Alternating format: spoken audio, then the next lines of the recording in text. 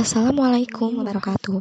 Hai guys, perkenalkan nama saya Nurul Hairunisa. Saya dari kelompok 11. Di sini saya akan mempresentasikan hasil studi saya yang berjudul Aspek SDM dan Yuridis dalam Studi Kelayakan Bisnis.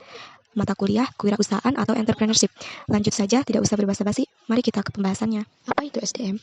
Sumber daya manusia, atau bisa disingkat SDM, adalah merupakan satu aspek yang penting, tidak boleh dipandang sebelah mata dalam menjalankan sebuah perusahaan atau bisnis. Dalam pembahasan ini, kita akan bagi menjadi 4 poin. Di poin pertama yaitu aspek SDM, di poin kedua aspek hukum, poin ketiga jenis badan usaha, dan poin keempat yaitu berbagai kelengkapan izin usaha. Aspek sumber daya manusia. Dalam aspek sumber daya manusia ini, ada 11 poin yang harus kita mengerti. Poin pertama, desain pekerjaan. Desain pekerjaan, setelah menentukan organisasi, maka kita akan menjalankan desain pekerjaan apa saja yang diperlukan untuk menjalankan organisasi. Perusahaan di bidang jasa akan sangat berbeda dengan perusahaan yang bergerak di bidang manufaktur, apalagi untuk manufaktur teknologi tinggi. Kedua, deskripsi pekerjaan. Deskripsi pekerjaan wajib dilakukan mengingat fungsi setiap departemen harus jelas, tidak terjadi tumpang tindih dalam kegiatan pekerjaan, dan menghindari adanya pengulangan pekerjaan yang sama oleh bagian yang berbeda. Ketiga, yaitu job value. Tujuan dari job value adalah penentuan nilai jabatan dengan kapasitas atas orang yang diperlukan. Nilai jabatannya akan dihubungkan dengan penghasilan yang akan diterima dengan tunjangan-tunjangan yang akan diterima. Termasuk juga kesempatan jenjang karir. Keempat, kapasitas sumber daya manusia. Kapasitas akan menentukan produktivitas dan profitabilitas perusahaan. Kapasitas yang sesuai dengan kemampuan produksi perusahaan menjadi sangat tinggi. 5. Rekrutmen. Rekrutmen pencarian sumber daya manusia menjadi penting karena disinilah dimulainya tahapan pertama pengenalan usaha kita. Sumber daya yang tepat akan bertumbuh di posisi yang tepat dalam organisasi yang tepat.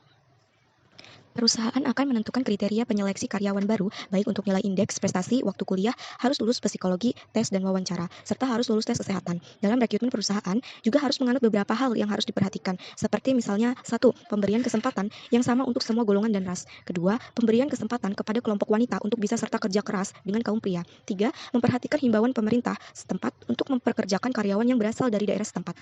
Keenam, productivity. Setelah seorang bergabung dengan organisasi, maka produktivitasnya menjadi perhatian kita. Karena kontribusi positif daripada setiap individu akan menghasilkan organisasi yang positif dan bertumbuh. Sejalan dengan kapasitas yang sesuai, maka produktivitas menjadi sangat penting karena pengukuran produktivitas harus terpenuhi agar perusahaan efisien. 7. Training dan development. Sejalan dengan tuntutan lingkungan dan perkembangan teknologi, maka setiap sumber daya semestinya diberikan pelatihan dan pengembangan yang sesuai dengan tuntutan zaman dan pekerjaan. Pelatihan dan pengembangan juga akan membawa apresiasi kepada sumber daya manusia karena merasa dihargai dan dibimbing. Pelatihan bisa diberikan dalam bentuk soft skill dan hard skill.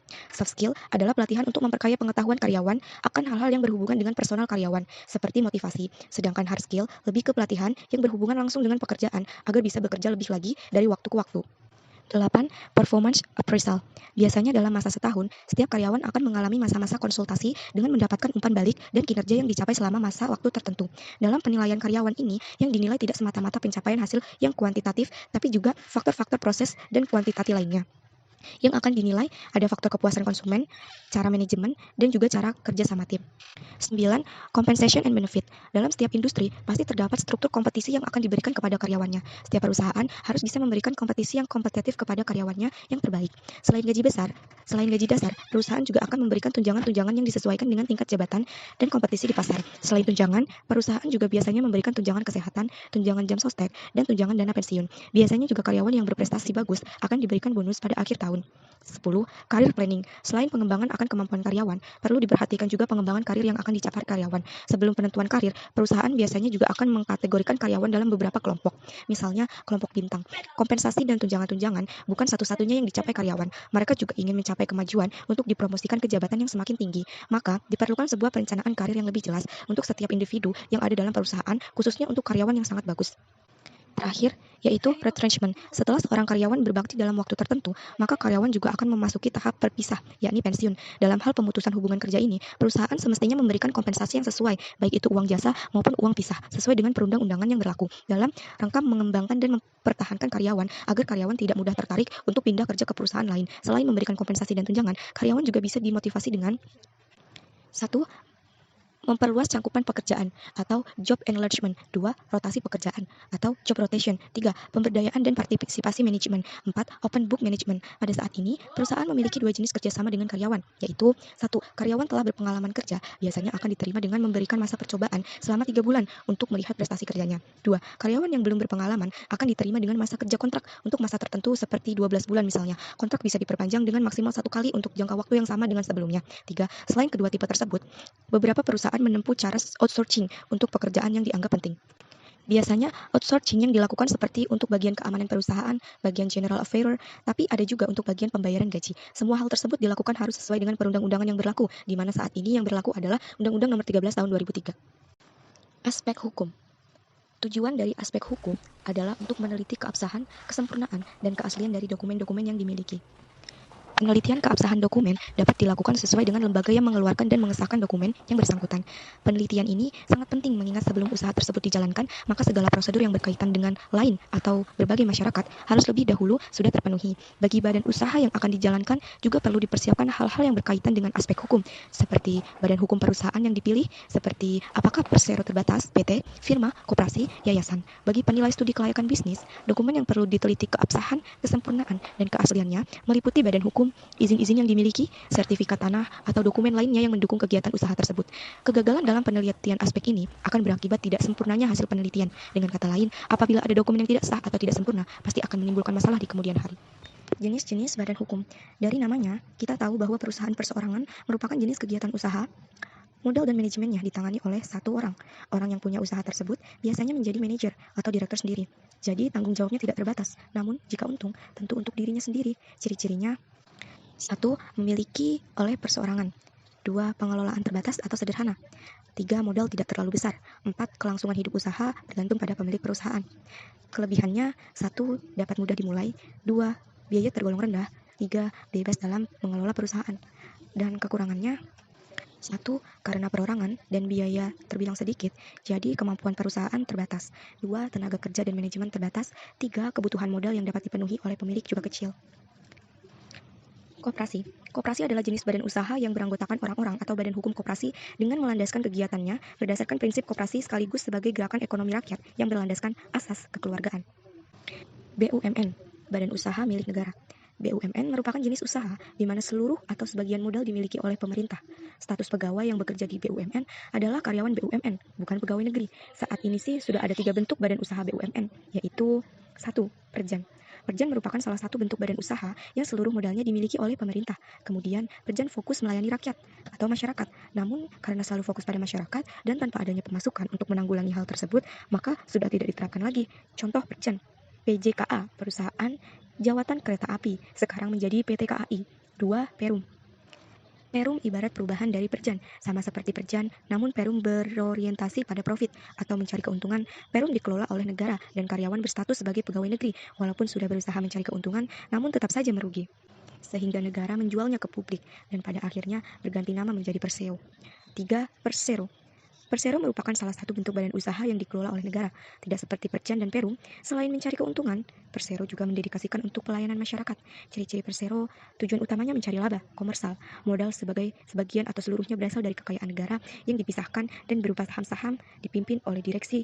Pegawainya berstatus sebagai pegawai swasta. Badan usahanya ditulis PT, nama perusahaan. Persero tidak memperoleh fasilitas negara. Contoh Persero: PT Kereta Api Indonesia, PT Perusahaan Listrik Negara, PT Pos Indonesia, dan masih banyak lagi. BUMS, Badan Usaha Milik Swasta.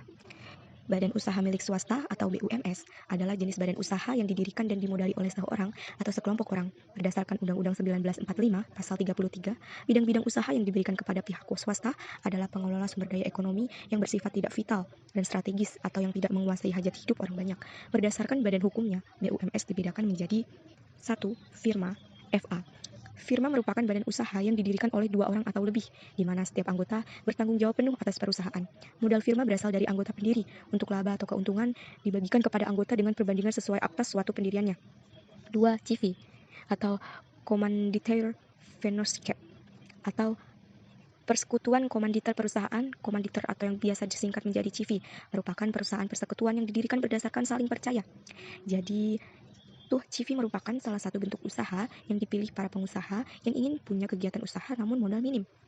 Dalam mendirikan badan usaha seperti perseorangan, komanditer, CV, firma, ataupun perseroan terbatas (PT), dibutuhkan berbagai kelengkapan administrasi berupa izin usaha yang dikeluarkan oleh instansi terkait sehingga usaha dapat dijalankan secara legal. Kelengkapan izin usaha yang diberlakukan di Indonesia. 1. Surat Keterangan Domisili Usaha (SKDU). Surat Keterangan Domisili Usaha atau SKDU merupakan salah satu kelengkapan izin usaha yang dikeluarkan oleh kantor kelurahan ataupun kantor kecamatan di mana usaha tersebut didirikan. Surat Keterangan Domisili Usaha ini biasanya dibuat untuk mengurus berbagai dokumen lainnya terkait dengan pendirian sebuah badan usaha seperti SIUP, TDP, NPWP, dan lain-lain. Biasanya hanya diperlukan waktu 1 hari untuk mengurus surat keterangan ini jika persyaratannya sudah lengkap. 2. Nomor pokok wajib pajak atau NPWP. Nomor pokok wajib pajak atau NPWP merupakan nomor yang diberikan kepada wajib pajak (PW) sebagai sarana administrasi perpajakan yang dipergunakan sebagai tanda pengenal diri atau identitas wajib pajak dalam melaksanakan hak dan kewajiban perpajakannya. Nomor wajib pajak biasanya akan dicantumkan dalam setiap dokumen perpajakan. Hal ini bertujuan untuk menjaga ketertiban dalam pembayaran pajak dan pengawasan administrasi perpajakan. Untuk mendapatkan kelengkapan usaha berupa nomor pokok wajib pajak, seorang wajib pajak baik secara pribadi maupun lembaga dapat mengajukan permohonan ke Kantor Pelayanan Pajak (KPP) atau melalui Kantor Penyuluhan atau Pengamatan Potensi Perpajakan. Izin Usaha Dagang (UD). Usaha dagang (UD) atau yang juga sering disebut sebagai perusahaan dagang (PD) pada umumnya merupakan perusahaan perseorangan yang dikelola oleh perseorangan. Meskipun bukan badan usaha, para pemilik UD atau PD biasanya juga membutuhkan tanda bukti yang sah untuk dapat menjalankan usahanya. Tanda bukti berupa izin usaha dagang dapat diperoleh dengan mengajukan permohonan izin usaha kepada kantor wilayah Departemen Perindustrian dan Perdagangan setempat. 4. Surat Izin Tempat Usaha atau SITU. SITU adalah izin yang diberikan kepada perorangan, perusahaan, dan badan usaha untuk memperoleh izin tempat usaha sesuai dengan tata ruang wilayah yang diperlukan dalam rangka penanaman modal. Dasar hukum untuk SITU biasanya dikeluarkan oleh pemerintah daerah berupa perda. Masa berlaku SITU umumnya paling lama 3 tahun. Dan bila telah habis, masa berlakunya bisa diperpanjang apabila memenuhi persyaratan yang ditetapkan sepanjang subjek dan atau objek tidak mengalami perubahan. 5. Surat Izin Prinsip. Surat izin prinsip adalah surat izin yang dikeluarkan oleh pemerintah daerah yang diberikan kepada pengusaha atau badan usaha yang akan melakukan kegiatan usaha di suatu daerah. Surat izin prinsip inilah yang akan memberikan kepastian hukum dalam berinvestasi dan meningkatkan sumber-sumber pendapatan asli daerah. 6. Surat Izin Usaha Industri (SIUI) merupakan surat izin untuk pengusaha menengah kecil yang membutuhkan legalitas atau memenuhi berkas untuk mendukung usaha yang bergerak di bidang industri. Izin usaha ini wajib dimiliki oleh usaha yang memiliki modal sebesar 5 juta sampai 200 juta. Untuk mendapatkan surat ini, pengusaha dapat mengajukan di Kantor Pelayanan Perizinan Terpadu Daerah tingkat 2, kabupaten atau kota. Sedangkan bila usaha sudah berkembang dan meliputi usaha besar, dapat mengajukan di Pelayanan Perizinan Terpadu tingkat 1, provinsi atau BKPM. Setiap daerah terkadang terdapat perbedaan dalam kepengurusan izin usaha industri. Untuk itu, diperlukan pencarian informasi lebih lanjut tentang syarat pengajuan di daerah, serta dokumen yang dibutuhkan sesuai jenis industri yang dijalankan. 7. Surat Izin Usaha Perdagangan atau SIUP. Surat Izin Perdagangan atau SIUP adalah surat izin yang dikeluarkan oleh pemerintah daerah untuk dapat melaksanakan kegiatan usaha perdagangan. Setiap perusahaan koperasi, persekutuan maupun perusahaan perseorangan yang melakukan kegiatan usaha perdagangan wajib memperoleh SIUP yang diterbitkan berdasarkan domisili perusahaan dan berlaku di seluruh wilayah Republik Indonesia. SIUP terdiri atas 3 kategori, yaitu SIUP Mikro, SIUP Kecil, SIUP Menengah, SIUP Besar. SIUP Mikro diterbitkan bagi perusahaan yang memiliki modal disetor dan kekayaan bersih di bawah 50 juta di luar tanah dan bangunan. SIUP Kecil diterbitkan bagi perusahaan yang memiliki modal disetor dan kekayaan bersih di bawah 50 juta sampai 500 juta di luar tanah dan bangunan. SIUP Menengah diterbitkan bagi perusahaan yang memiliki modal disetor dan kekayaan bersih 500 juta sampai dengan 10 miliar di luar tanah dan bangunan. SIUP Besar diterbitkan bagi perusahaan yang memiliki modal disetor dan kekayaan bersih di atas 10 miliar juta di luar tanah dan bangunan. 8. Tanda Daftar Perusahaan (TDP). Tanda Daftar Perusahaan atau TDP adalah tanda bukti badan usaha yang telah melakukan kewajibannya dalam melakukan pendaftaran perusahaan dalam daftar perusahaan. Pendaftaran wajib dilakukan oleh pemilik atau pengurus perusahaan yang bersangkutan atau dapat diwakilkan kepada orang lain dengan surat kuasa. Perusahaan yang wajib didaftar dalam daftar perusahaan adalah badan usaha yang berbentuk badan hukum, koperasi, persekutuan yang terbentuk badan hukum, komanditer atau CV, firma, PT, dan perorangan. Khusus perusahaan kecil, perorangan yang dijalankan secara pribadi, memperkerjakan hanya anggota keluarga terdekat, tidak memerlukan izin usaha, dan bukan merupakan suatu badan hukum atau suatu persekutuan, dikecualikan dari wajib daftar perusahaan. 9. Tanda daftar industri, TDI. TDI merupakan izin untuk melakukan kegiatan industri yang diberikan kepada semua jenis industri dalam kelompok industri kecil dengan investasi perusahaan sebesar 5 juta sampai dengan 200 juta, tidak termasuk tanah dan bangunan. Perusahaan yang ingin mendapatkan TDI dapat mengajukan permohonan kepada Dinas Perindustrian setempat di setiap kabupaten atau kota.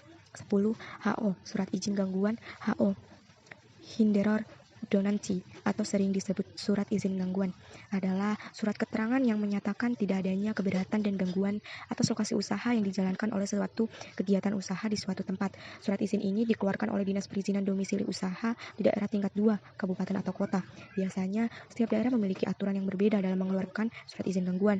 Izin ini dikeluarkan untuk mereka yang memiliki kegiatan usaha, baik usaha pribadi maupun badan usaha di lokasi tertentu yang berpotensi menimbulkan bahaya, kerugian, dan gangguan ketentraman dan ketertiban umum. 11. Usaha izin mendirikan bangunan, IMB.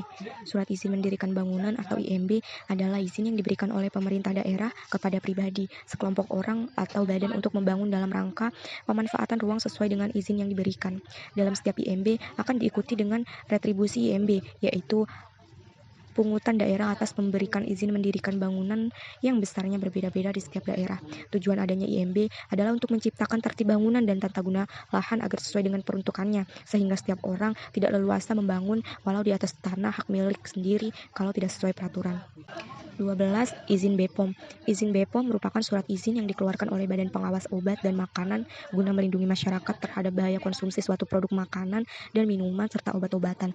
Produsen makanan, minuman, serta obat yang disajikan dalam suatu kemasan tertentu wajib mendaftarkan produknya ke BPOM guna memperoleh izin penjualan dan Produsen makanan, minuman, serta obat yang disajikan dalam suatu kemasan tertentu wajib mendaftarkan produknya ke BPOM guna memperoleh izin penjual dan peredaran di masyarakat. Pendaftaran produk makanan tersebut dilakukan dengan cara datang langsung ke kantor Badan POM yang terletak di Jalan Percetakan Negara Nomor 23 Jakarta Pusat pada jam kantor. Registrasi produk obat dilakukan di Gedung B atau Gedung Biru yang merupakan layanan 1A. Kesimpulan, dalam setiap pelaksanaan ide usaha, kita pasti memerlukan adanya aspek sumber daya yang akan menjalankan usaha atau ide menjadi usaha. Dalam beberapa perencanaan sumber daya manusia, fungsi manajemen sumber daya manusia meliputi aspek sumber daya manusia, aspek hukum, dan jenis-jenis usaha. Tujuan dari analisis sumber daya manusia dalam studi manajemen kelayakan bisnis meliputi tujuan sosial, tujuan organisasional, tujuan fungsional, dan tujuan individual. Perencanaan SDM, sumber daya manusia, merupakan suatu kegiatan yang dilakukan secara sistematis untuk meramalkan atau memperkirakan kebutuhan SDM dalam suatu bisnis perusahaan. Demikian video yang saya buat. Apabila ada salah kata ataupun bahasa yang saya tulis di sini, mohon dimaafkan. Terima kasih atas perhatiannya. Kritik dan saran yang bersifat membangun juga saya tunggu untuk menambah kesempurnaan video yang saya buat. Wassalamualaikum warahmatullahi wabarakatuh.